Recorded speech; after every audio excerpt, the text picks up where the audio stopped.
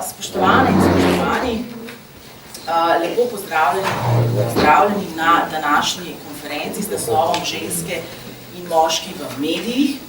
Moje ime je Živa Humor in sem recimo temu glavna krivka za to, da smo danes tu. Namreč konferenca je sklepni del projekta Enakost spolov v medijih, ki ga izvajamo na Mirovnem inštitutu skupaj s skupino sodelavk, raziskovalk. Projekt financirata Ministrstvo za delo, družino, socialne zadeve in enake možnosti ter Open Society Foundations. Namen projekta je odpiranje javnega prostora za ozaveščanje o enakosti spolov v medijih in opozarjanje na obstoječe neenakosti med ženskami in moškimi na ravni procesov odločanja v medijih in na ravni medijskih vsebin. Projekt deluje predvsem akcijsko in ozaveščevalno in delno pa tudi raziskovalno. Namreč izvedli smo na začetku projekta v poletnih mestih, smo izvedli empirično študijo, v kateri so sodelovali novinarke, urednice, direktorice v medijih in danes bomo tudi predstavili analizo. Potem pa smo v nadaljevanju organizirali posvete v lokalnih okoljih in danes nekako sklepnim dogodkom se počasi bližamo tudi do koncu tega projekta. Torej, dobro jutro vsem skupaj, prisrčno pozdravljeni na konferenci Mirovnega inštituta z naslovom Ženske in moški v medijih. Tema konference je v bistvu presečišče dveh tematskih sklopov, na katerih raziskovalke in raziskovalci Mirovnega inštituta izvajajo raziskovalne in zagovorniške aktivnosti že več kot 2 desetletji. Ti dve področji sta spol in mediji, tako da nam je posebno čas, da lahko organiziramo dogodek po dolgem času na to temo. Ta tema torej sodi v osrčje našega poslanstva, zato nas zelo veseli, da je Ministrstvo za delo, družino, socialne zadeve in enake možnosti pripravljeno podpreti raziskave in javne dogodke z tega področja z namenom, da bi se situacija izboljšala in da bi bil nek razvoj viden v doglednem času. Pa naj začnem z eno krajšo anekdoto, ki jo gotovo vsi poznate, gotovo se vam dogaja na dnevni ravni. In sicer sem pred nekaj dnevi v prime timeu gledala eno od televizijskih oddaj, ki je namenjena poglobljeni obravnavi nekega specifičnega strokovnega vprašanja. Šlo je za temo, ki je povezana z enim poklicem, ki je izrazito feminiziran. Kljub temu pa so tudi v tem poklicu, podobno kot v medijih, na najvišjih položajih pretežno moški. O tej oddaji so o tej temi govorili tudi izključno moški. Voditelj je bil moški in 6 gostov, ki jih je gostil, je bilo moških.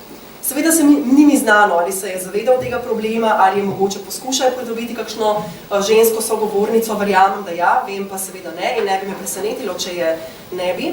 Dejstvo pa je, da se to vrstne situacije ne bi smele več dogajati. Na vseh področjih obstajajo kompetentne sogovornice, treba jih je seveda identificirati in jih povabiti v oddajo, to je vse, kar je treba storiti. In če prva zavrne, obstaja naslednja, ki je gotovo enako kompetentna kot naslednji moški sogovornik. In s tem uvodom sem v bistvu želela nakazati 2 krovni temi, ki boste obravnavali na tej konferenci. Prvič, kolikšen je delež žensk na vodstvenih položajih v medijski industriji in drugič, kakšno je zastopanost žensk v televizijskem programu in kako ali so stereotipno obravnavane. Obe vprašanji izhajata iz načela enakosti spolov. Načelo enakosti spolov je temeljno načelo, ki je zapisano v številnih mednarodnih dokumentih, kot dobro vemo vsi. Zapisano pa je tudi v Pekinški deklaraciji iz leta 1995. Takrat se je odvila svetovna konferenca Združenih narodov o ženskah, na kateri so se države podpisnice, med njimi seveda tudi Slovenija, zavezale k uresničevanju enakih pravic žensk in moških, zagotavljanju uveljavljanja človekovih pravic žensk in deklet ter krepitvi moči in izboljšanju položaja žensk. Na tej konferenci so bili prav mediji prepoznani kot eden ključnih izzivov za doseganje enakih možnosti žensk in moških v sodobnih družbah, torej mediji kot ključen dejavnik položaja žensk v družbah. Pekinška deklaracija, oziroma, če sem natančnejša, pekinška izhodišča za ukrepanje v zvezi z mediji postavita, torej sta dokumenta, ki postavita 2 ključna cilja.